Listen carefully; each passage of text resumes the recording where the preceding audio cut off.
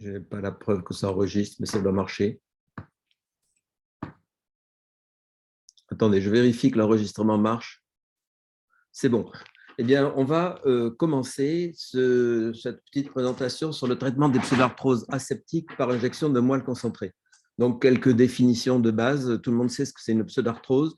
C'est une fracture qui n'a pas à consolider au bout de 6 mois. Alors, à ce qu'à 5 mois, c'est une pseudarthrose, à 7 mois, enfin, un délai assez long.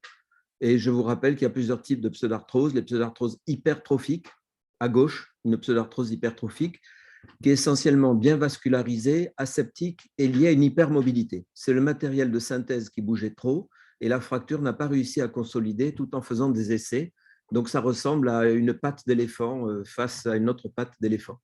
Et puis, il y a les pseudarthroses atrophiques.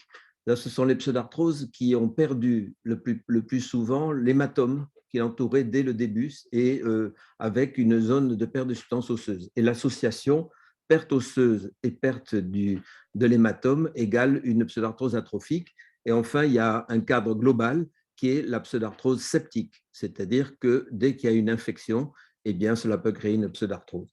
Et puis, le retard de consolidation, c'est entre 3 et 6 mois. Quand une fracture n'a pas consolidé à 3 mois, elle peut encore consolider, mais ça peut aussi devenir une pseudarthrose. C'est un petit doute, mais il faut le préciser parce que vous allez voir que dans les injections de moelle concentrée, peut-être qu'il faudrait les injecter dès le retard de consolidation.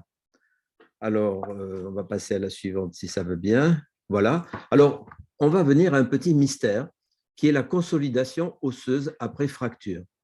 Comment se fait-il qu'avant la fracture, il n'y a pas de cale? C'est-à-dire que lorsque vous n'avez pas de fracture, vous ne faites pas de cale osseux, à moins que vous ayez eu un traumatisme crânien. Ça encore, c'est un mystère. Comment un traumatisme crânien peut créer un cale là où il n'y a pas de fracture? Puis vous avez une fracture et l'ambiance n'est pas bonne. L'os est fracturé, il y a un hématome qui contient de la moelle et du sang, les tissus mous autour sont abîmés, et à partir de cet élément néfaste et localement, il va se produire une consolidation osseuse. Qui donne l'ordre? Alors, nous avons cet état, la fracture avec… Attendez, je coupe parce que Arnaud, tu devrais couper ta caméra. La fracture avec cet hématome, et puis on est dans un mauvais milieu puisque c'est en hypoxie, acidose, liée au fait que c'est avasculaire. Ne recevant pas de sang, petit à petit, il se crée une acidose et bien entendu une hypoxie. Et 5 jours plus tard, il y a une multiplication des cellules locales. Alors, ça pourrait se faire par chémotaxie, c'est-à-dire une attirance des cellules qui sont autour dans le cal, mais ce n'est pas le cas parce qu'il y a très peu de cellules osseuses. C'est une multiplication des cellules progénitrices. Mais qui donne l'ordre assez puissant pour que 5 jours plus tard, il y ait apparition de vaisseaux et de cellules mésenchymateuses? Alors, cet ordre, il peut être donné par un des éléments qui participent à la consolidation osseuse. Et vous avez un excellent article qu'il faut connaître, qui est le concept du diamant par Gianoudis, et parce que ça concept un diamant parce qu'il a dessiné un carré comme ça, et il nous dit que pour que on puisse avoir une consolidation, il faut d'abord que l'os soit vivant. Alors au centre, j'ai mis vascularisation. Un os dévascularisé ne peut pas consolider.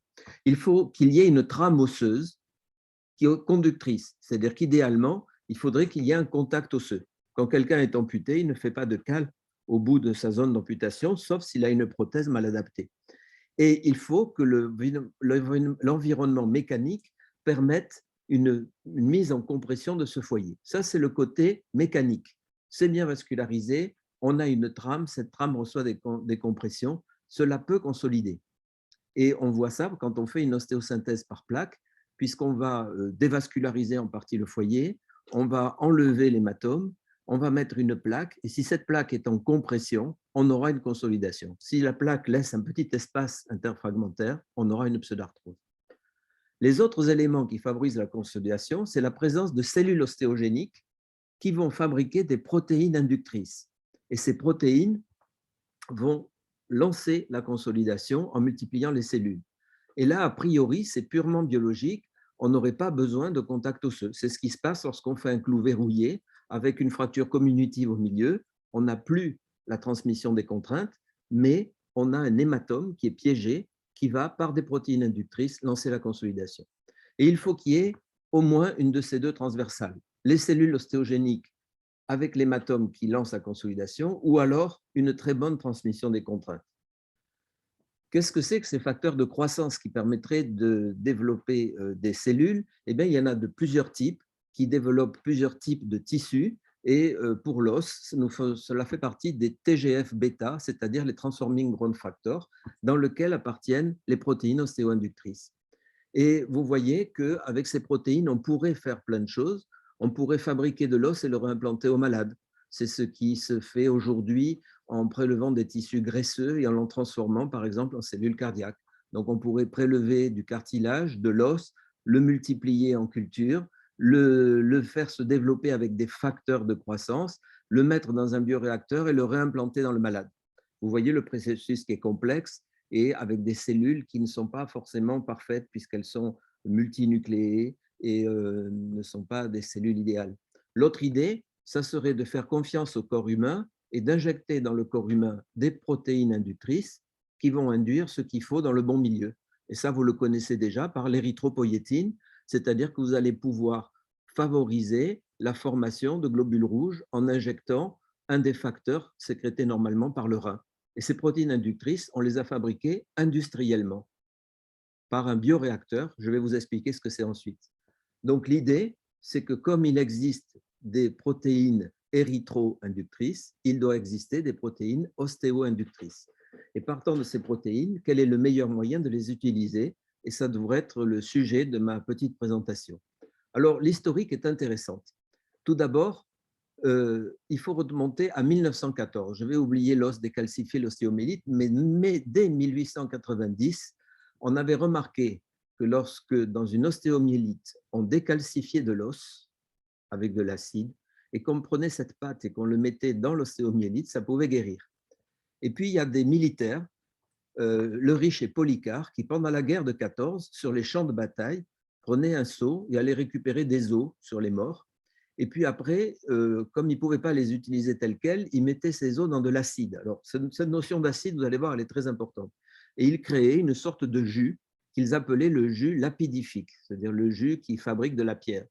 Et puis, quand un patient avait une fracture ouverte qui ne consolidait pas bien, eh bien, ils mettaient du jus lapidifique et ils disaient que ça consolidait. Et ils l'ont écrit, mais ils l'ont écrit dans des écrits militaires, c'est-à-dire que seuls les militaires avaient accès à ce petit secret. Alors, il y a un nommé Lacroix qui, en 1950, a émis l'idée qu'il y avait forcément un facteur qui lançait la consolidation. Il ne l'a jamais vu, il n'a jamais fait d'études pour l'analyser, mais il lui a donné un nom, l'ostéogénine, et une idée, parce que c'est vrai que ce facteur existe. Donc, c'est déjà bien d'avoir eu l'idée que ça existe. Tout démarre réellement avec Uriste. Uriste, c'est un militaire, pilote militaire, médecin, qui, comme tous les militaires après la guerre de Corée, a été mis à la retraite à 40 ans. Et comme il ne savait pas quoi faire, il est allé dans un laboratoire de recherche à Los Angeles. Et il a lu les livres de Loriche et Polycar, et il a dit, mais ce jus lapidifique, c'est une bonne idée. Donc, je vais aller prendre des os dans les morgues, ce qu'il a fait. Je vais les passer dans de l'acide et je vais obtenir le jus lapidifique qu'on a appelé le grafton, c'est-à-dire de l'os, une matrice d'os déminéralisée. Et ça ne marchait pas bien. Mais on l'a utilisé à une époque. L'idée, c'est que s'il y a des protéines inductrices, elles ne se trouvaient pas dans la trame calcique, elles se trouvaient dans les tissus autour. Et comme on a enlevé la trame calcique, on a forcément les protéines inductrices. Le problème, ça ne marche pas et c'est dangereux. Ça ne marche pas pour deux raisons. La première, c'est que les protéines ostéo-inductrices n'induisent pas la formation d'os dans un tissu normal. Vous ne faites pas un cal sans fracture. Parce que attaché à la protéine inductrice, il y a une protéine inhibitrice. Et ces protéines ne sont activées qu'en milieu en hypoxie et acide. C'est ce qui fait que ça se lance quand c'est dans un hématome. Et dans le grafton, il n'y avait pas une rupture de chaîne. Et ensuite, ce sont des os pris sur des cadavres et ce n'est pas très sain. C'est-à-dire qu'il suffit qu'un de ces cadavres ait une maladie transmissible pour que toute la série de graftons vous transmette des maladies. Donc, ce n'était pas très sûr. Et donc, ensuite, il a continué à travailler, Uriste, et il a trouvé une première protéine qui est la BMP3 et qu'il a appelée l'ostéogénine. Et puis ensuite, on a trouvé qu'il y avait beaucoup d'autres protéines de ce type qu'on va appeler des BMP. Et en fait, la seule qui ne marche pas pour faire consolider l'os, c'est la 3. C'est-à-dire que Urist, il n'a pas eu de chance. Il a créé l'os déminéralisé qui ne marchait pas et il a trouvé la première protéine inductrice qui ne marchait pas non plus, qui est la numéro 3. Toutes les autres ont une action dans la consolidation osseuse. Ces protéines, vous voyez, ce sont des très grandes chaînes propeptidiques qui sont fabriquées par les cellules souches de la moelle et aussi par les cellules sanguines, dont les plaquettes. Le plasma riche en plaquettes, c'est un terme qui a été donné dans les années 90, quand on ne savait pas trop ce que c'est. Il faudrait l'appeler le plasma riche en protéines et pas en plaquettes. Alors, voici ce que ça a donné. On est parti de la première protéine bande morphogénétique de Urist en disant l'idée est bonne et on en a cherché d'autres. Et pour en chercher d'autres, il y a eu une invention faite dans les années 80 qui est l'activité des phosphatases alcalines, c'est-à-dire qu'on a vu que les phosphatases alcalines étaient fabriquées de manière différente en fonction des facteurs que l'on mettait dans le milieu. Et comme ça a permis de trouver les protéines qui augmentaient les phosphatases alcalines. Et du coup, on a trouvé les 7 premières BMP de 1 à 7, et c'est des travaux de 1988 de Woosney. Et puis ensuite, une fois qu'on a pu isoler les protéines qui font consolider les os, on sait les fabriquer par système recombinant. C'est jamais que des systèmes de culture. Vous voyez, ça ne demande pas un laboratoire entier avec 500 personnes, c'est des bocaux dans lesquels on va faire pousser ces protéines à partir on les injecte dans des cellules de foie de souris, et puis ces cellules de foie de souris se développent dans un bioréacteur, et ensuite on les purifie, on obtient la BMP. Alors, bonne morphogénétique protéine, BMP, 2, c'est la type 2, et RH, ça veut dire recombinante humaine. Et quand vous avez RB, c'est recombinant bovin. C'est pareil pour l'érythropoïétine. Donc, la RH, elle est mieux que la RB parce qu'elle ne donne pas de phénomène allergique comme ce qui pourrait venir d'un animal. Donc, RH, RB, et là, sont commercialisées toujours actuellement la BMP2 et la BMP7, qui n'ont pas tout à fait la même action, mais qui sont efficaces. Alors, comment ça marche? Eh bien, vous voyez, on part de cellules mésenchymateuses déjà sur place, mais il n'y en a pas beaucoup. C'est-à-dire, quand il y a une fracture, il y a quelques cellules mésenchymateuses qui sont là, mais sont dans ce milieu avec des facteurs de croissance de tout type, des facteurs de croissance tissulaire. Et les BMP2, 3 et 4 vont, alors la 3 juste au début, mais après vous allez voir, elle ne finit pas, elle va créer en quelques jours la prolifération des cellules. Et puis ensuite, elles vont, avant le 5e jour, créer une différenciation des chondroblastes et créer une matrice cartilagineuse. Et on sait bien que lorsqu'on a une pseudarthrose, eh bien, quand on l'ouvre, on trouve une sorte de tissu cartilagineux qui ressemble à un ostéochondrome que l'on va cureter pour relancer la consolidation. Eh bien, ça veut dire que la consolidation s'est arrêtée au 5e jour et n'a pas continué. Parce qu'ensuite, il faut d'autres facteurs, dont la BMP7, qui va favoriser l'angiogénèse puis la maturisation des chondroblastes en ostéoblastes et en ostéoclastes.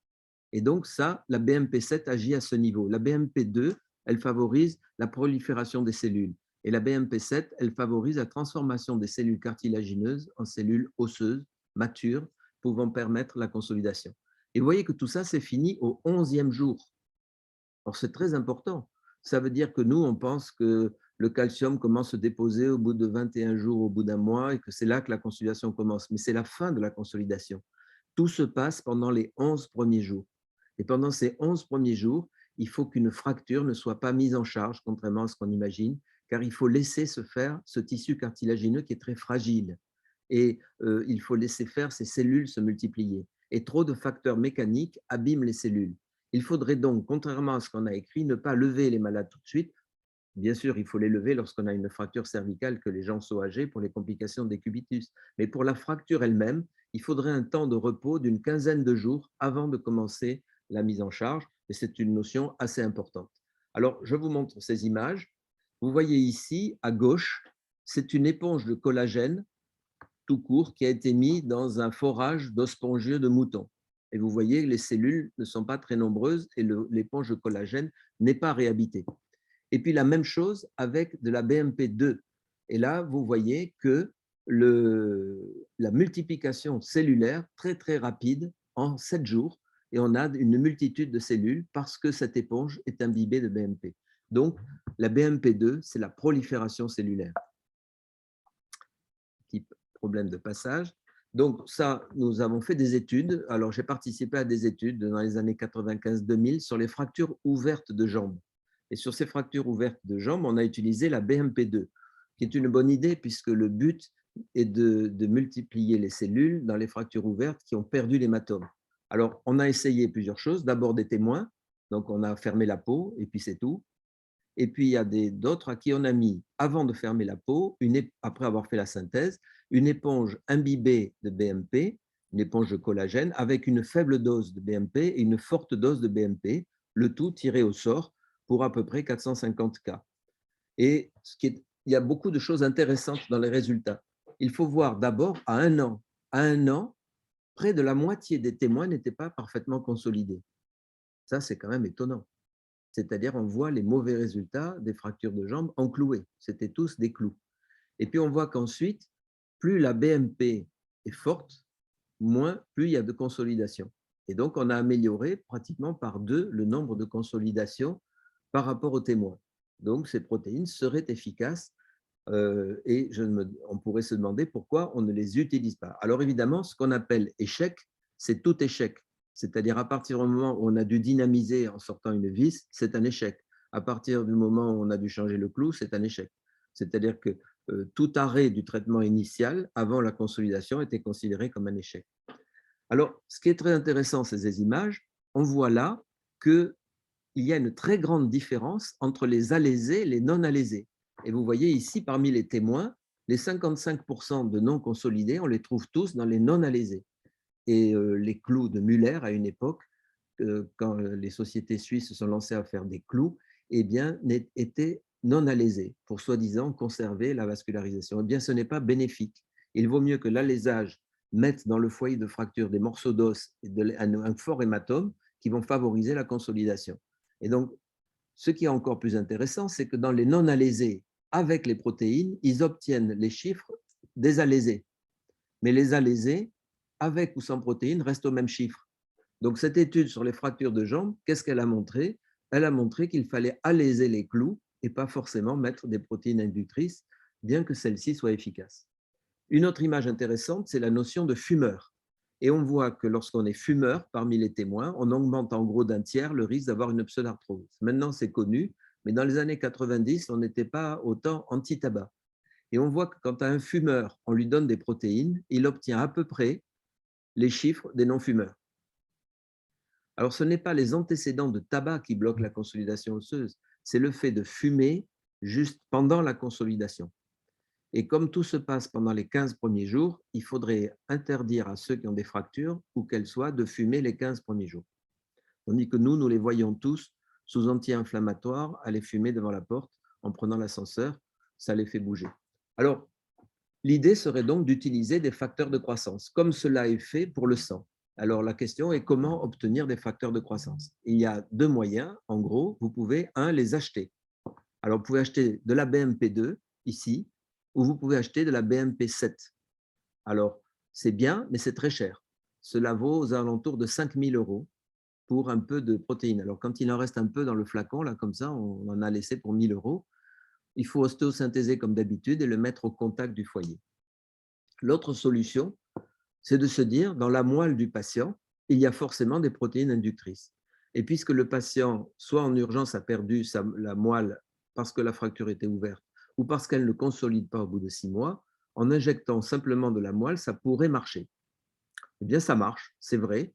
Ça ne marche pas dans un taux énorme, mais à peu près 75% de consolidation. Vous voyez, il y a des publications sur le sujet de chirurgiens qui ont injecté uniquement de la moelle dans le foyer de fracture. Alors, cette moelle osseuse, elle contient des cellules souches et elle contient déjà des protéines inductrices. Donc, il y a tout ce qu'il faut dans la moelle pour que ça consolide. Mais ça contient aussi des éléments négatifs. Ça contient des globules rouges en formation et ça contient des globules blancs. Et tout ça, c'est négatif pour la consolidation.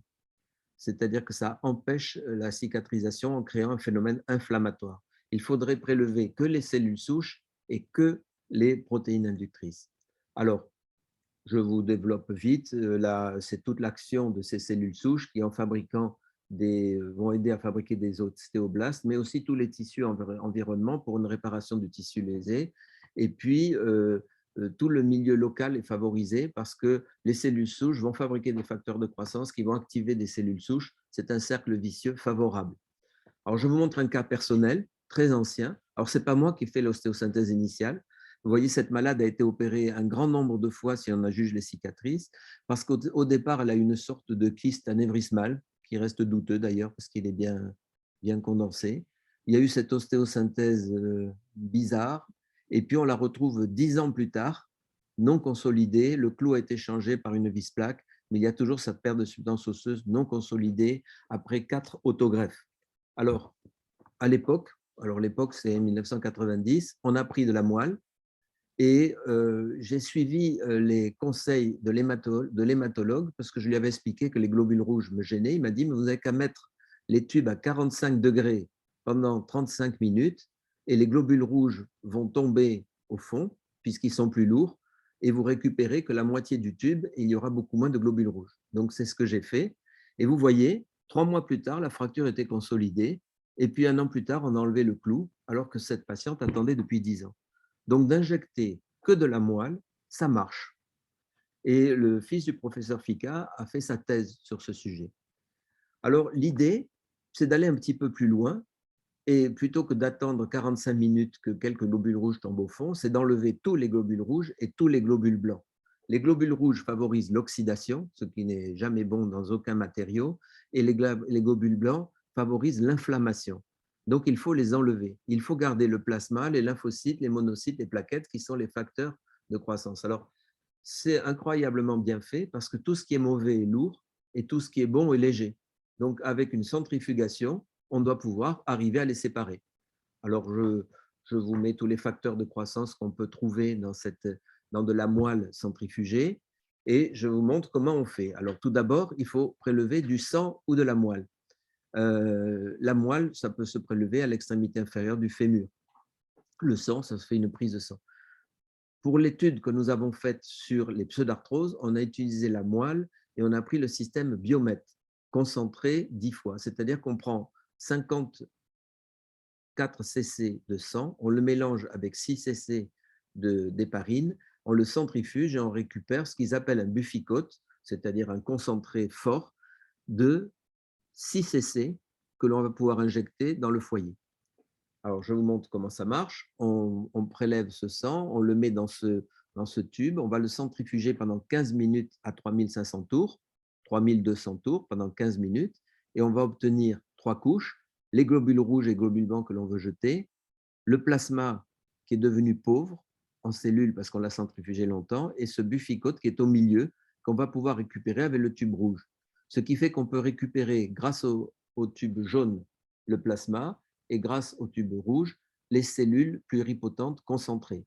Et puis, on va jeter les globules rouges et les globules blancs. Voici comment on fait. On retourne le tube, on récupère le plasma, et on retourne encore le tube, et on récupère 6 cc de concentration de cellules, et on obtient ces 3 produits, 2 que l'on jette a priori, mais moi, de temps en temps, je remets un peu de plasma autour, parce que ça ne peut pas faire de mal, ça fait un milieu de culture. Et voici en fait là où se trouvent les cellules pluripotentes, les cellules mésenchymateuses. Alors, on peut aussi le faire avec du sang, c'est-à-dire on prend du sang du patient et puis on le centrifuge pendant 5 minutes et on obtient du plasma riche en protéines. C'est-à-dire qu'on a beaucoup moins de cellules pluripotentes, mais on a quand même du plasma riche en protéines et ça pourrait être efficace. Et je ne le sais pas parce que l'étude que nous avons faite, nous l'avons faite avec l'autre méthode. Ce plasma comme ceci, je l'utilise dans les arthroses débutantes du genou ou ailleurs, ça marche bien, les tendinopathies d'Achille, ça marche bien dans ce genre de choses. Donc, on vient à notre sujet d'une étude auquel ont participé Nicolas Reyna et Gauthier Gracia sur des pseudarthroses par injection de moelle concentrée. Donc, est-ce que ça a déjà été fait avant? Relativement peu. Vous voyez que la plupart ont injecté de la moelle tout court, qui n'a pas été triée. Et vous voyez, 25 patients, 92% de consolidation. D'autres l'ont fait, mais en faisant une ostéosynthèse associée. Donc, c'est quand même moins sûr. Et vous voyez ici, association d'une greffe, que 75% de consolidation. Celui qui a fait que l'injection a eu de meilleurs résultats que celui qui a rajouté une greffe. Et il n'y a pas grand-chose d'écrit sur le sujet. Donc, il y a 3 articles qui correspondent à une injection de moelle concentrée qui viennent essentiellement de l'équipe d'Ernigou et de Flouza-la-Chagnette. Et vous voyez qu'eux, ils ont fait plusieurs études et ils ont obtenu des résultats qui globalement étaient bons, mais avec des séries pas très grandes, 20-30 cas. Nous avons une série assez importante que je voudrais vous montrer, qui est actuellement de 130 cas, et je n'ai pas les résultats sur les 130 cas, mais je vais vous montrer des exemples et puis les résultats que j'ai. Donc, on l'a fait avec la méthode Biomet, c'est-à-dire celle qui permet d'obtenir le buffycote, et bien entendu, uniquement dans des pseudarthroses stables, sans perte de substance osseuse majeure et aseptiques. Il ne faut pas que ça bouge, on aura une pseudarthrose hypertrophique, il ne faut pas qu'il y ait d'infection, parce que on va lui donner des cellules pour les nourrir, et il ne faut pas non plus qu'il y ait une trop grande perte de substance osseuse. Donc, je vous donne un des premiers exemples pour montrer la méthode. Voici ce malade, 41 ans, gros fumeur, qu'on n'a pas pu empêcher de fumer après l'injection, fracture ouverte. Il a eu un fixateur externe enlevé à 6 mois, non-consolidation de cette fracture comminutive, mais globalement bien axée. Et on lui a fait à 8 mois une injection directe. C'est-à-dire qu'on n'a pas refait d'ostéosynthèse, on a simplement dans le foyer de fracture, alors même au début, autour du foyer de fracture, et après je l'ai fait dans le foyer si possible. Mais au départ, on l'a fait autour, on en a mis un peu de chaque côté, et le voici à 3 mois, consolidé. Et le voici à 6 mois, mieux consolidé. Et le même patient, il avait une pseudarthrose du fémur, gros fumeur, et on l'a injecté aussi, il a consolidé aussi. Donc, ça nous a donné de l'espoir et on a continué. Donc, là, nous avons revu 85 cas, on a enlevé les perdus de vue, les infectés, ceux qui ont eu une allogreffe, ceux qui ont une perte de substance osseuse supérieure à 1 cm et ceux qu'il a fallu réopérer après avoir fait l'injection. Et donc, on a obtenu 71 cas de pseudarthrose aseptique stable. Donc, intervention complémentaire, excusez-moi, ça veut dire qu'on a enlevé tous ceux à qui on a mis des PRP, d'un moelle concentré, mais avec un geste chirurgical. On n'a conservé que ceux que l'on a injectés en percutané. Voilà la vraie suite. Et on a obtenu en tout, sur les 85 cas, 71 cas de pseudarthrose, que certains étaient un peu infectés et d'autres avaient eu un geste associé. Par exemple, enlever la vis d'un clou, une dynamisation. Donc, c'est assez équilibré entre les hommes et les femmes. Ils sont plutôt jeunes. Les fractures ouvertes existaient, mais ne dominaient pas le tableau. Et puis, il y a simplement sur les 71 cas, 8 cas où on a fait 2 injections à 3 mois d'intervalle. Et on a obtenu 94% de consolidation, 67 sur 71, avec un délai de consolidation, vous voyez, à 5 mois, mais c'est pour avoir une bonne consolidation bien stable. Donc, en fait, on n'a eu que 4 échecs. C'est quand même intéressant parce que vous allez voir que ce sont des pseudarthroses vieillies. Alors, si on le fait par os, vous voyez, on a eu différents cas, 30 fémurs, 20 tibias. Alors, c'est vrai parce que le membre inférieur consolide mal parce qu'il reçoit des charges, mais on a quand même eu pas mal de membres supérieurs, vous voyez, 3 humérus, 2 radius, 7 cubitus, et puis aussi des petites choses, des non-consolidations des sésamoïdes du pied, un scaphoïde, des cols du fémur, il y a eu aussi, c'est quand même intéressant, des sous-trochantériennes, mais aussi des trochantériennes. Et si on regarde ceux qui n'ont pas consolidé, un trochanter sur prothèse totale de hanche. Bon, là, il n'y a pas vraiment un contact, c'est un contact os-métal. Une extrémité inférieure du fémur, un numérus et un cubitus. C'est-à-dire que c'est assez éparpillé. Il n'y a pas un os qui donne un mauvais résultat. C'est assez. Vous voyez que toutes les jambes ont consolidé. Alors, je vous montre des cas cliniques. Voici une pseudarthrose de la malléole médiale. 3 mois après l'injection, elle est consolidée. On n'a pas touché au vis, on n'a rien fait. Alors qu'à 9 mois, il avait une belle pseudarthrose. Voici un scaphoïde non consolidé à plus de 6 mois, juste une injection, rien d'autre, et puis le voici consolidé. Alors, il n'y avait pas de déformation majeure de ce scaphoïde, il n'y avait pas une impaction ni une flexion du scaphoïde. Voici un sésamoïde du pied chez une danseuse professionnelle qui a souffert pendant plusieurs années et a dû arrêter son travail. Et elle avait très mal à l'appui, injection, et on a fait consolider le sésamoïde du pied, un cas intéressant. Voici un joueur de rugby jeune que j'ai vu encore jouer la semaine dernière dans un match qu'on a gagné et qui a marqué un essai. Et là, il était plus jeune, il n'avait que 22 ans. Il a eu cette fracture de l'ulna avec une belle pseudarthrose hypertrophique qui avait été à l'époque synthésée que par des broches. C'est bizarre, et qui ne consolidait pas. Donc, on a fait l'injection et on obtient, vous voyez à droite, la consolidation en 3 mois. On part de là, on arrive là en 3 mois et il peut jouer au rugby. Une extrémité inférieure du fémur compliquée, ici, qui consolide pareil, chez quelqu'un de porotique, on peut même enlever le matériel. Un humérus, ici, qui a bien consolidé avec un aquetal, qui pourtant devait être mobile, et vous voyez, ça a consolidé dans des temps normaux. Une sous-trochantérienne. Alors, les sous-trochantériennes, c'est une grande source de pseudarthrose, fracture complexe qui se trouve à la jonction entre l'os spongieux et l'os cortical, et ça donne à peu près 25% de pseudarthrose. Et vous voyez ici, une simple injection a permis la consolidation.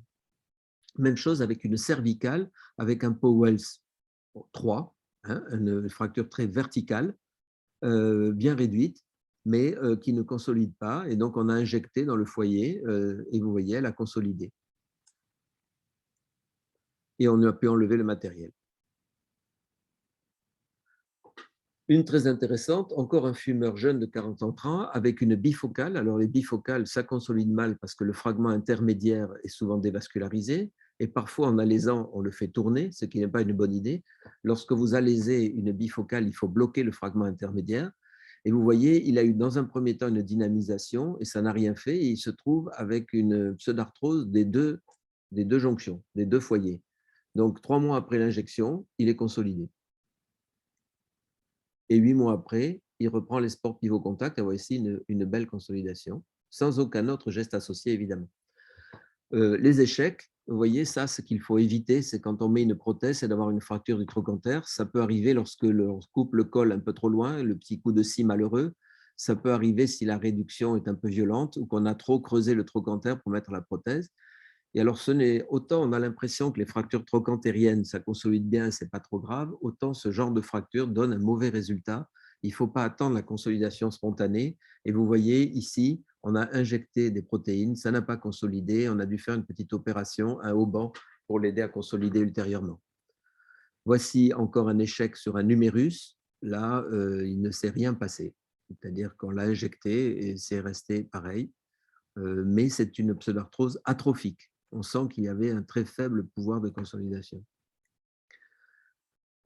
Encore un échec, fracture extrême quand même, vous voyez, avec un clou rétrograde dans lequel on a pu mettre qu'une vis qui n'a pas consolidé. Ce sont les seuls échecs que je vous ai montrés. Et donc, vous voyez que les facteurs d'échec ne sont pas évidents. Que ce soit ouvert ou fermé, ça revient au même. Un homme, une femme, ça revient au même. L'âge du patient, ça revient au même. Et peut-être un petit peu significatif le fait que ce soit fumeur ou non fumeur, où là, on a une vraie différence. On ne peut pas empêcher les gens de fumer, mais ils pourraient peut-être s'arrêter de fumer dans les 15 jours ou 3 semaines qui suivent l'injection de PRP. On a une fracture, il faudrait s'arrêter de fumer 3 semaines. On a une injection de PRP, il faudrait de plasma riche en protéines ou de moelle concentrée, il faudrait s'arrêter de fumer pendant les 3 premières semaines. Alors, je vais terminer là, parce que si je regarde, voici un autre cas, consolidé extrême, hein, mais bon, on l'a rattrapé comme on a pu, mais il a consolidé dans des axes pas trop mauvais. Première étape, il a fracturé, on lui a remis, le chirurgien qui l'a opéré initialement a changé la plaque, et ça n'a toujours pas consolidé, on l'a injecté, et il n'a pas un mauvais résultat. Moi, si je regarde bénéfices et risques, on va d'emblée aller au risque. Il n'y a eu aucune infection, c'est-à-dire le fait d'injecter le foyer en percutané n'est pas une source d'infection. Et puis, je me posais la question du risque de l'anesthésie parce que pour ponctionner la moelle, il vaut mieux faire une anesthésie parce que c'est douloureux. C'est-à-dire le moment où on aspire est douloureux. Pas pour tous les patients, ça peut se faire sous local, mais enfin, il vaut mieux faire une anesthésie. C'est les deux seuls risques que je vois. Sinon, l'autre risque, c'est de ne pas avoir de consolidation. Mais sinon, pas d'abord, pas d'hospitalisation, pas de rançon prélèvement d'une greffe, pas de risque de transmission d'une maladie puisque c'est de l'autogreffe, pas de risque d'allergie non plus. Et le coût, on en parlera après si vous voulez, ça dépend de la méthode. Ça va de 40 à 350 euros, mais il y en a qui vous proposent à 3 500 euros. Or, c'est exactement pareil. Dans tous les cas, c'est de la moelle du patient qui contient plus ou moins de cellules que l'on va concentrer et que l'on va injecter. Donc, ce n'est pas la peine d'aller chercher une technique qui serait extraordinaire parce qu'elle est plus chère. Dans tous les cas, on a le même produit plus ou moins concentré. Donc, le prix, en fait, ne compte pas. Prenez le moins cher. Et je vais m'arrêter là parce qu'après, j'avais une communication sur l'intérêt des protéines inductrices dans l'arthrose, mais le sujet était pseudarthrose. Donc, je vais reprendre la parole et on va faire un petit débat, si vous le voulez bien. Vous m'avez entendu? Très bien. Pierre, ben, tu vas coordonner ce débat. Donc, tu as noté quelques cas, en effet, au niveau du membre supérieur. Tous n'ont pas marché, malheureusement. Et on se pose le problème de la stabilité de la fracture.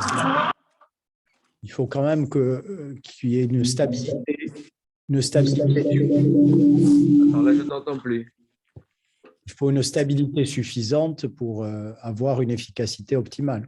Alors, tout est dans le mot suffisant, parce que tu as vu que le hacketal a consolidé à l'humérus, alors que la plaque n'a pas consolidé. Et la plaque était plus stable que l'hacketal. C'est justement peut-être parce qu'à l'humérus, qui déjà reçoit des tractions et pas des compressions, plus une plaque, plus un petit écart interfragmentaire, plus la dévascularisation de la pose de la plaque, tout ça a été facteur de pseudarthrose. Trop rigide. Voilà, c'est vrai qu'on ne peut pas laisser une grande mobilité, mais trop de rigidité n'est pas bon non plus. Est-ce qu'il faut opérer toutes les fractures de l'humérus par plaque? Je ne le sais pas, mais à une époque, on avait de meilleurs résultats en embrochant, puis après on a dit qu'il faut mettre des plaques, mais il faut qu'elles soient bien mises et en compression. Ça n'empêche pas d'injecter aussi, parce que peut-être que dans les échecs, il y a eu quelques infections torpides qu'on n'a pas vues. Est-ce que l'injection était bien faite? Mais vous voyez, même étant donné qu'il y a eu des opérateurs différents, les résultats restent bons. Donc, ça veut dire que la technique n'est pas difficile. Tout à fait. Puis 4 cas de non-consolidation sur une centaine. Là, on est à 120 et il y a un seul autre échec. C'est-à-dire qu'il y a 5 échecs sur 120. Ah oui, c'est à essayer avant tout. Ah oui, j'ai oublié de vous mettre la dernière diapositive qui était la conduite à tenir. Mais elle y est toujours, je crois. Vous la voyez là? Non, hein, vous ne voyez plus ça. Non. Non, attendez. Je vais essayer de la remettre parce que en fait, je me rends compte que j'avais une diapositive de plus. Donc, partager l'écran. La voilà, je l'ai. Là, vous le voyez? Oui. Hein? Oui. Voilà. Donc, on a une pseudarthrose. Elle est septique. Ce n'est pas la peine même d'essayer la moelle concentrée. On passe à la chirurgie. Dans tous les cas, il faut arrêter la nicotine, équilibrer un diabète et arrêter les anti-inflammatoires. Ce sont les 3 éléments principaux qui agissent sur la continuation osseuse. C'est une pseudarthrose aseptique. Eh bien, essayez dans tous les cas la moelle concentrée. Prévoyez-le au bloc dans 3 mois et faites une injection de moelle concentrée le plus vite possible. Si consolide, miracle. Si consolide pas, vous pourrez toujours faire la chirurgie. Vous ne lui aurez pas fait perdre de temps, vous aurez fait gagner une opération.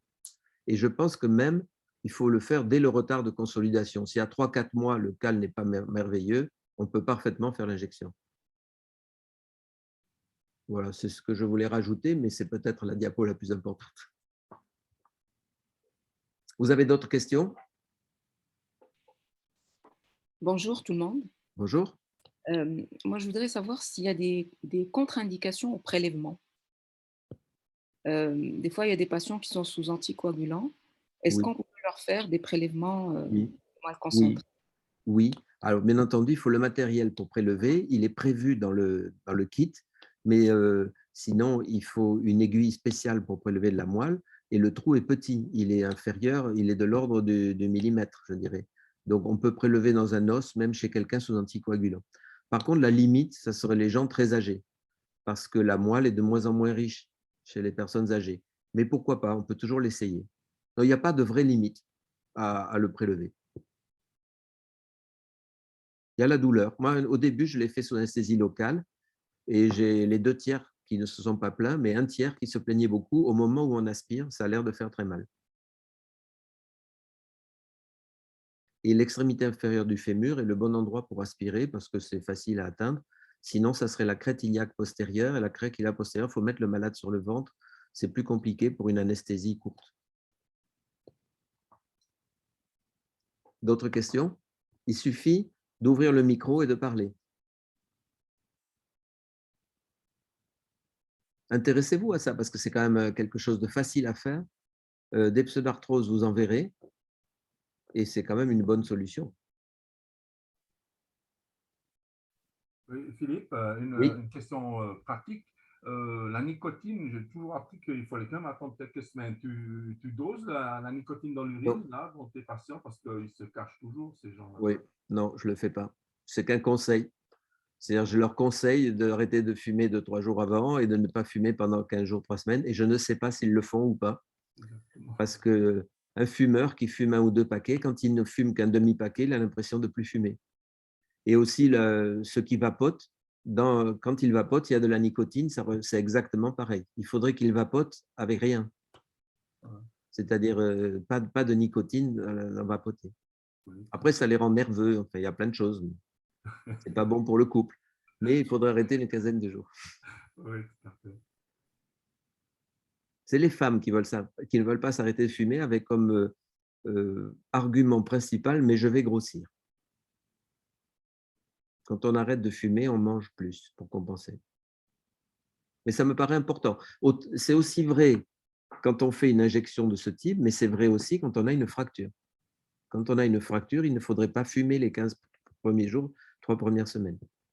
Et il ne faudrait pas faire une mise en charge puissante puisqu'il n'y a pas encore de transmission des contraintes par le cal cartilagineux au début. Il faut le laisser commencer à calcifier. Et là, après, la transmission des contraintes va favoriser la consolidation. Ça va un peu à l'encontre de tout ce qu'on a appris, c'est-à-dire de mettre en charge le plus vite possible les patients. Bonsoir, j'ai une petite question, c'est Nicolas. Oui. Merci pour cette technique parce que vous avez longtemps expliqué ça. Et effectivement, et c'est marrant parce que quelques années après, certains qui étaient dubitatifs s'y sont mis.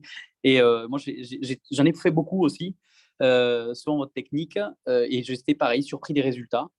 J'ai quand même des cas où je suis embêté encore aujourd'hui quand, par exemple, il y a une fracture ouverte. Aucune trace d'infection, personne ne l'a jamais démontré, mais quand même, il y a un doute, et en tout cas, je ne peux pas exclure systématiquement le sepsis. Et je me pose la question, et je l'ai déjà fait avec succès, mais d'après 3 cas, ce n'est pas de la littérature. Est-ce que ça vous est arrivé d'enlever un clou, de faire des prélèvements, de traiter par antibiotiques, parce que par acquis de conscience, on va dire, et de faire du PRP associé? Il y a une pseudarthrose. Il y a une pseudarthrose, mais c'est difficile d'assumer qu'elle est strictement aseptique et donc de changer un clou et de changer le matériel. Ah, tu changes le matériel quand même. Ouais, mais là, et de faire du PRP. C'est peut-être le changement de matériel qui l'a fait consolider. Mais c'est ça le truc. Donc, mais comme vous c'est pas le dites, c'est pas interdit, mais ça ne fait pas partie de l'étude.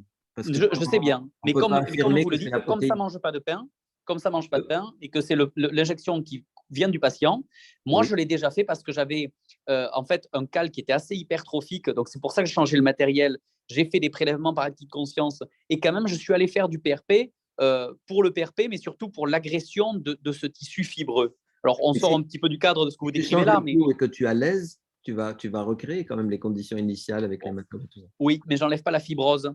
Et c'est pour ça que je vous dis, je dois avoir fait 3 cas comme ça, mais je ne sais pas si le succès est lié au PRP. Rien contre, mais voilà, je ne peux pas t'affirmer que là, dans ce cas, c'est la protéine qui a aidé. On est bien d'accord. Mais vous en avez fait des cas comme ça, associés Non. Tous ceux que j'ai fait, c'est injection tout seul.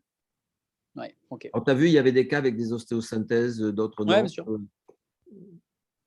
Même les scaphoïdes, il y en a quelques-uns, ils ont consolidé. Hein. Quand il n'y a pas de déformation du scaphoïde, on peut essayer. Le risque n'est pas très important. Ok. Ok, merci. D'autres questions? Et en fait, Nicolas, des cas, il doit y en avoir plus que ceux que j'ai colligés. Là, je suis à 120, mais il y a tous ceux que tu as fait, mais tu ne me l'as pas dit, et tous ceux qu'ont fait les autres non plus. Et comme on ne l'a pas très bien tracé, je suis sûr qu'il y en a plus. Ça serait bien de réussir à les retrouver. Jusqu'à il y a 3-4 ans, on les avait tous, les cas. Mais depuis 3-4 ans, je ne sais pas trop qu'est-ce qu'il y a eu en plus, et il y en a eu.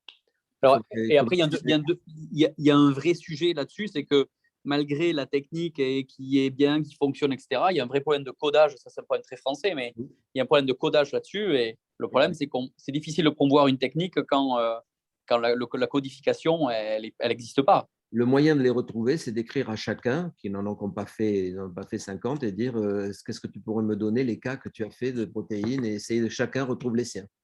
Ouais. Et on pourrait en avoir une trentaine de plus. et on aurait une belle série, parce que 150 pseudarthroses, quelle qu'en soit la technique, il y a peu de gens qui les ont, parce qu'aujourd'hui, il y a moins de pseudarthroses qu'à une certaine époque. C'est pas comparatif, mais tant pis. Quand ça finit par marcher dans une telle quantité, c'est quand même significatif, même si ce n'est pas comparatif. D'autres questions? Nicolas? Je vois derrière, non. Pas d'autres questions, aucun? Bon, ben, essayez-le. Alors, il n'y a pas que la technique Regenlab. Moi, j'utilise toujours celle-là pour qu'il y ait un peu d'unité. C'est-à-dire que toutes les pseudarthroses qu'on a traitées dans le service ont été avec la même méthode. Mais comme je vous l'ai dit, les autres méthodes de concentration de moelle, c'est identique. Ne prenez pas la plus chère. Les prix, c'est incroyable. Ça va de 150 € à 2500. Et il n'y a rien de plus dans ceux qui font 2500. Pas d'autres questions? On arrête là? Pas de regrets? Allez, je vous souhaite à tous une bonne soirée.